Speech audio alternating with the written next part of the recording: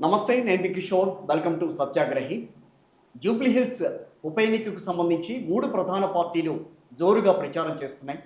So బీజేపీకి సంబంధించి ప్రస్తుతం బీజేపీ ప్రధాన అభ్యర్థి ఎవరైతే ఉన్నారో దీపక్ గారితో ఉన్నా, నేను దీపక్ రెడ్డి గారితో. సో బీజేపీ ఏ రకమైన స్ట్రాటజీతో జూబ్లీ హిల్స్లో ప్రచారంలో ముందుకెళ్తోంది, అదేవిధంగా స్టార్ క్యాంపెయినర్స్ ఎప్పటి నుంచి రాబోతున్నారు, ప్రధానంగా బీజేపీకి ఎవరు పోటీగా భావిస్తున్నారు, వీటన్ని విషయాల మీదుగా ఆయనతో మాట్లాడదాం. దీపక్ గారు నమస్తే. నమస్తే అండి. సో ప్రచారం ఎలా జరుగుతోంది? ప్రచారం చాలా బాగున్నది. లాస్ట్ టైంకి కంపేర్ చేస్తే చాలా పాజిటివ్గా ప్రజలు రిసీవ్ చేసుకుంటున్నారు. So we're very going in a positive way. Right. చాలా మంచిగా అనిపిస్తుంది. జూబ్లీ హిల్స్ నియోజకవర్గంలో మీకు కనిపించిన మార్పులు ఏమన్నా ఉన్నాయా? సార్, ఇక్కడ డెవలప్మెంట్ అనేది ఎవరి చేతిలో ఉంటుందంటే, మీరు నమ్ముతారో నమ్మరో కానీ ఎంఐఎం చేతిలో ఉంటుంది. ఎంఐఎం వాళ్ళు ప్రభుత్వం ఉన్న వాళ్ళకి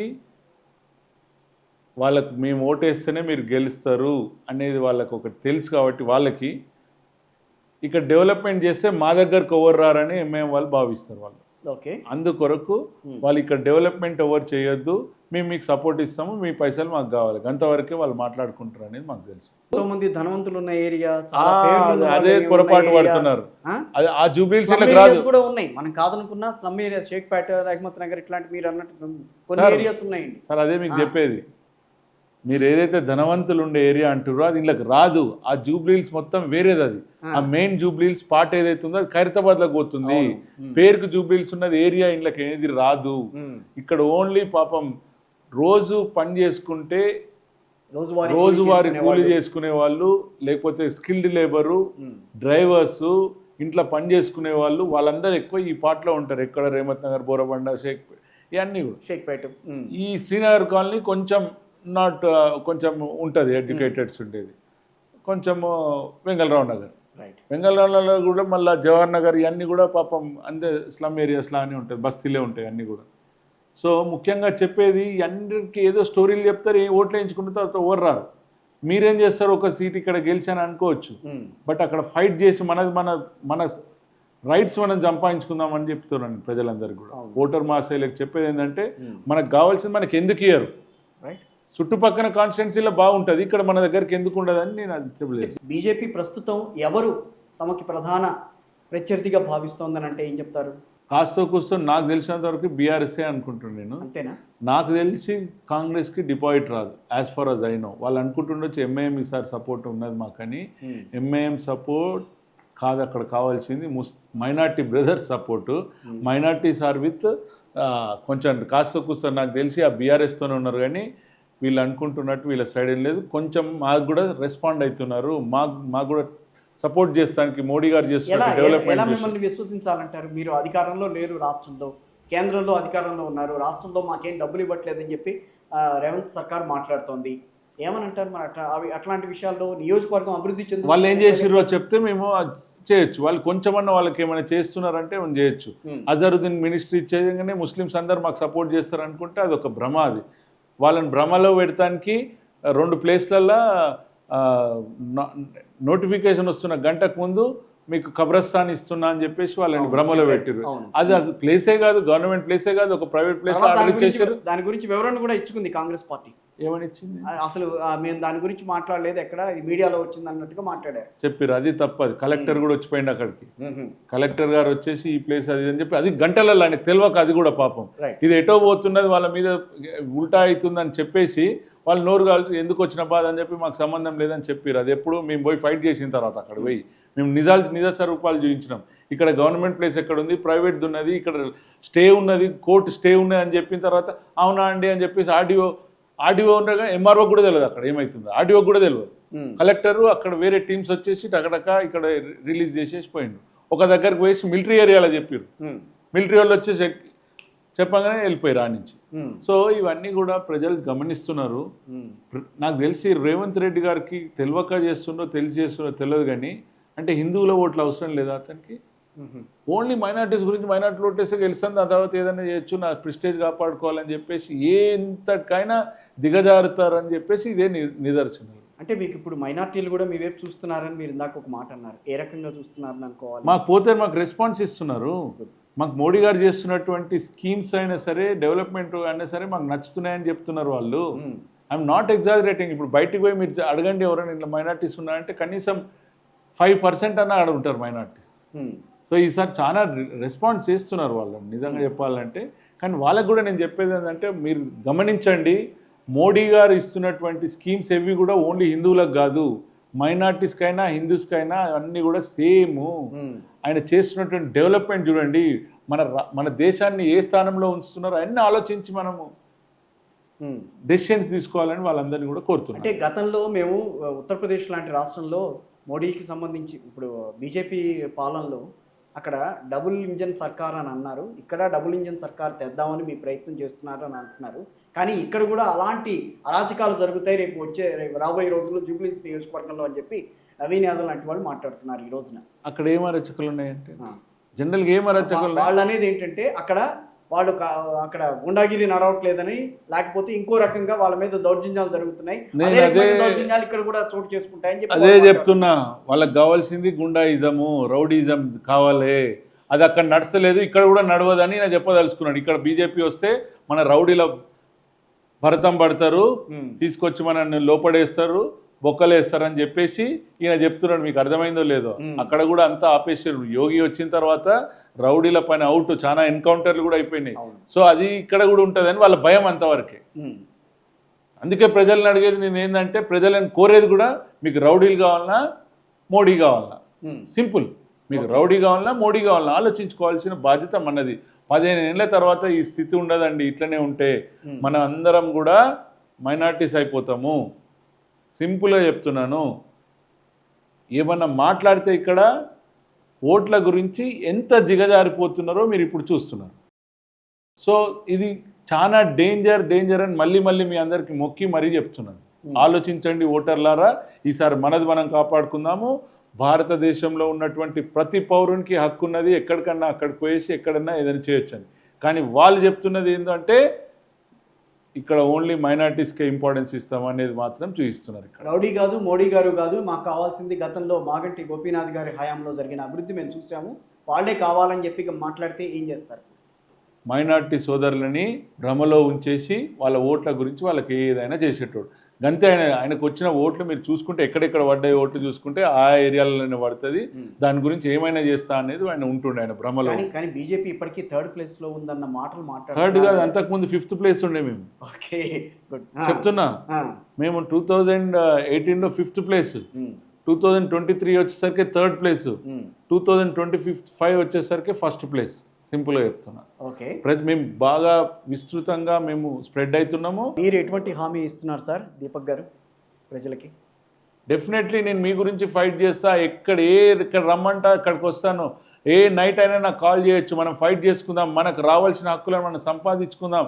అదే కాదు, ఏమన్నా సెంట్రల్ నుంచి రావాల్సిన ఫండ్ ఉండి ఇక్కడ మనం చేసుకోవచ్చు అంటే దానికి కూడా నేను ముందుకు వచ్చి ఉంటానని చెప్పేసి మీరు ఎదుర్కొంటున్న కిషన్ రెడ్డి గారు, ఇక్కడ మీకు గవర్నమెంట్ లేకున్నా కానీ ఇక్కడ హైయెస్ట్ కమ్యూనిటీ హాల్స్, బోర్వెల్స్, వేరే ఓపెన్ జిమ్స్, ఇవన్నీ కూడా కిషన్ రెడ్డి గారి ఫండ్స్ నుంచి, ఎంపీ ఫండ్స్ నుంచి చాలా డెవలప్మెంట్స్. మీరు ఎదుర్కొంటున్న ప్రధాన సమస్య ప్రజల దగ్గరికి వెళ్ళిన తర్వాత వాళ్ళు చెప్తోంది, మీకు ప్రధానంగా చెప్తోంది ఏంటంటారు ఐటమ్? అయితే జూబ్లీహిల్స్ ఏరియాలో చాలా వరకు ఎత్తుడు దిగుడు ప్రోగ్రామ్స్ ఉన్నాయి, ప్లేసెస్ ఉన్నాయి. వాటర్ ఒక్కాడు వస్తే ఇంకొకడు రావు. ఎన్నో ఏళ్ల కింద చేసిన పైప్ లైన్సే ఇంకా నడుస్తున్నాయి. వాళ్ళకు 1 గంట ఇచ్చిర్రంటే మా అంటే 2-3 చెంబుల నీళ్ళు వస్తాయి వాళ్ళు. దాంతో ఎట్లా బతుకుతారు వాళ్ళు? కరెక్టే. ఎక్కడికి పోయినా కానీ కంపు, వాళ్ళకి డ్రైనేజ్ సిస్టము డెవలప్మెంట్ కాలేదు. వాళ్ళు ఆ టెండర్స్ వేసి ఏం చేస్తారంటే సింపుల్గా చేస్తారు. చాలా టెక్నికల్గా చేయవలసిన ఏరియా ఇది. ఎందుకంటే హైట్, లోతు అన్నీ ఉంటాయి కాబట్టి.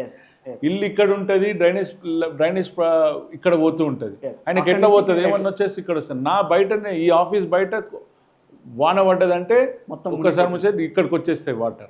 నేను ఎన్నోసార్లు వాళ్ళకి చెప్పాను, సార్ అక్కడ మెయిన్ రోడ్ దగ్గర కొంచెం హైట్లో ఉన్నది, అందుకొరకు దాన్ని చేస్తాం సార్ అని. ఎన్నో సార్లు కిషన్ రెడ్డి గారు ఆఫీసర్లను పిలిచి, కాలనీ వాసులను పిలిచి మీటింగ్స్ పెట్టారు.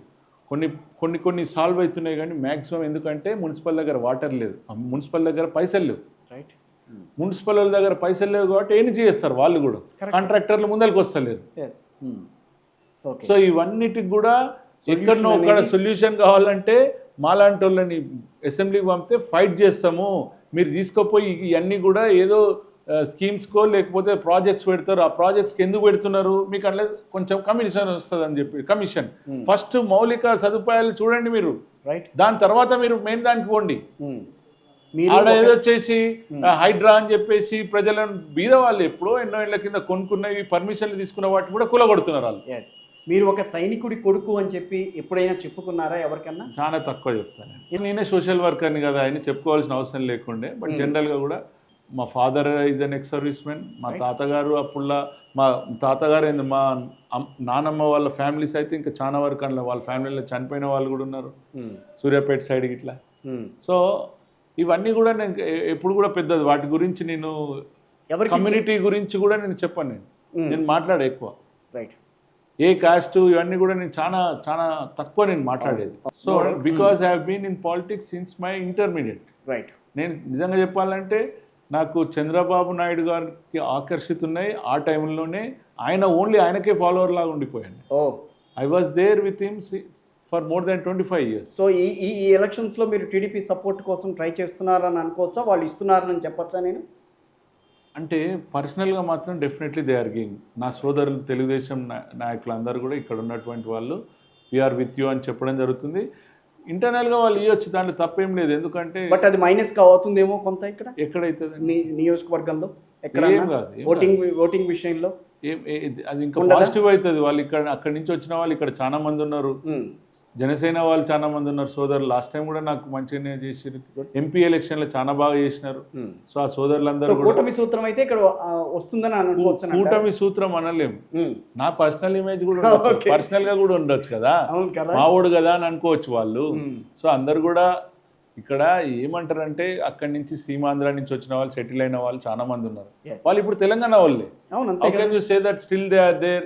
ఓన్లీ వాళ్ళు చేసేది ఏంటి, ఒకటే పని చేసేది ఏంటంటే సంక్రాంతి వచ్చినప్పుడు ఆ ఊరికి వేసి వస్తారు వాళ్ళు. బట్ స్టిల్ ఇక్కడ ఉన్న వాళ్ళు అందరూ ఇక్కడి వాళ్ళే. ఈ దేశంలో ఎవరైనా ఎక్కడైనా పోయి ఉండొచ్చు.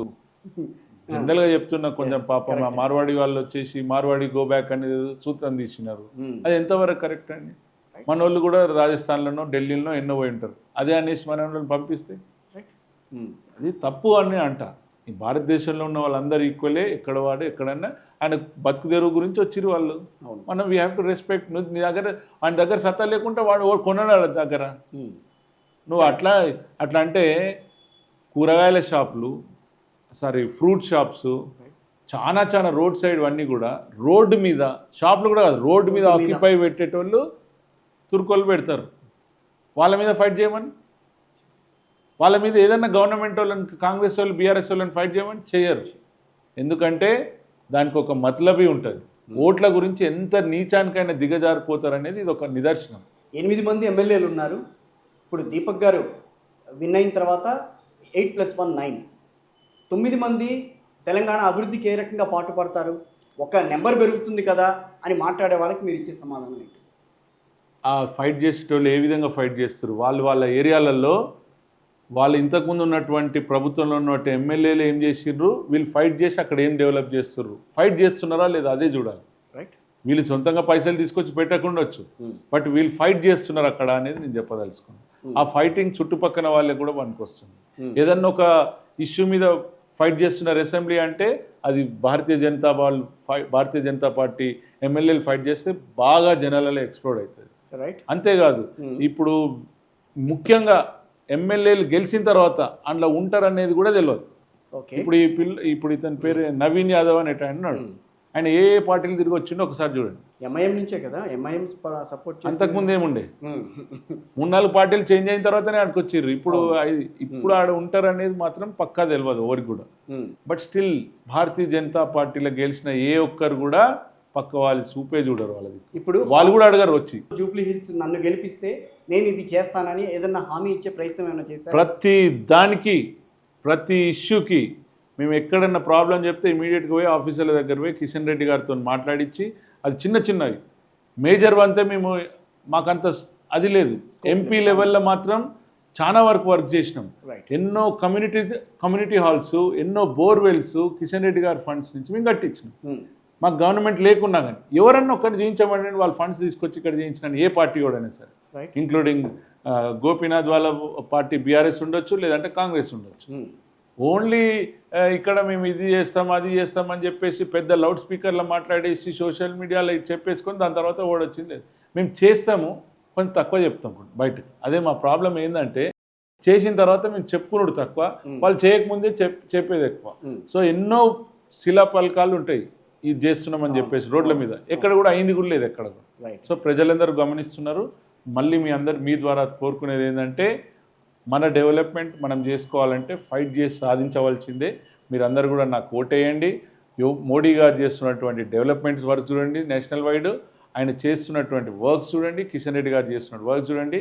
నేను వాళ్ళ అడుగుజాడలను మంచి పనులు చేస్తానికి రెడీగా ఉన్నాను, మీ ద్వారా తెలియజేసుకుంటున్నాను. Right. Thank you very much sir. Me busy షెడ్యూల్లో కూడా సత్యాగ్రహకి టైం ఇచ్చారు. థ్యాంక్ యూ వెరీ మచ్ అండి. థ్యాంక్ యూ వెరీ మచ్ అండి.